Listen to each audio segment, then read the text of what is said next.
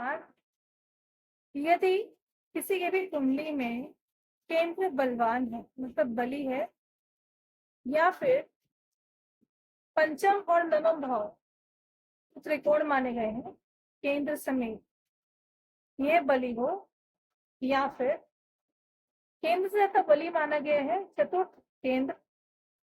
क्योंकि 4 केंद्र होते हैं, प्रथम, चतुर्थ, सप्तम और दशम। तो केंद्र से ज्यादा बली माने गए चतुर्थ, चतुर्थ से ज्यादा बली माने गए सप्तम, और सप्तम से सबसे ज्यादा अधिक बली माने गए दशम भाव। तो यदि दशम भाव आपके बली हैं और वहां के स्वामी जो है कहीं पे भी विराजमान हो जाते हैं केंद्र के अंदर ही, अर्थात लगन में, चतुर्थ भाव में, सप्तम में या दशम भाव में ही, या फिर त्रिकोण में विराजमान हो जाते हैं बली होकर, मतलब पंचम भाव में या नवम भाव में, या फिर इसके अलावा धन भाव में, मतलब द्वितीय भाव में विराजमान हो जाते हैं,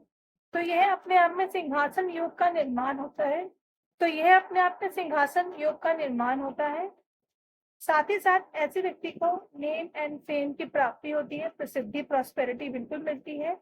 सभी भौतिक सुखों की प्राप्ति होती है। बेशक जीवन में हो सकता है आपके कोई और कष्ट भी चल रहे हों, क्योंकि जीवन में सभी सुखों की प्राप्ति होना 100% ये संभव नहीं है। संघर्ष भी जीवन में हर एक के आता है अलग अलग रूप से, लेकिन इसके बनस्पत आपको जीवन में भौतिक सुखों की प्राप्ति होगी, और लोगों से देखा जाए तो बहुत ज्यादा। साथ ही साथ प्रसिद्धि भी मिलेगी आपको, और धनवान तो अवश्य ही आप बनेंगे ही बनेंगे, क्योंकि आपकी कुंडली में बहुत जबरदस्त सिंहासन योग का निर्माण हो रहा है, जैसे कि मैंने आपको बताया। तो इसलिए यदि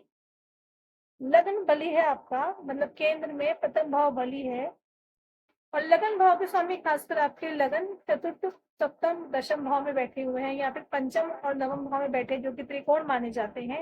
या द्वितीय भाव में, धन भाव में बैठे हुए हैं, तो ऐसे व्यक्ति कुंडली में सिंहासन योग का निर्माण होता है और उसको इन सभी सुखों की प्राप्ति होती है, धनवान होता है वह, दिक्कतों के बावजूद, अपने जीवन में कष्ट के बावजूद, और उसको प्रसिद्धि की भी प्राप्ति होती है। बस बात इतनी है कि इसकी प्राप्ति जब आपको होती है तो इसको मेंटेन करके रखने से आपके लिए और अच्छी ये बात साबित होगी, यदि कुंडली में कोई और गलत योग नहीं बन रहा है तो।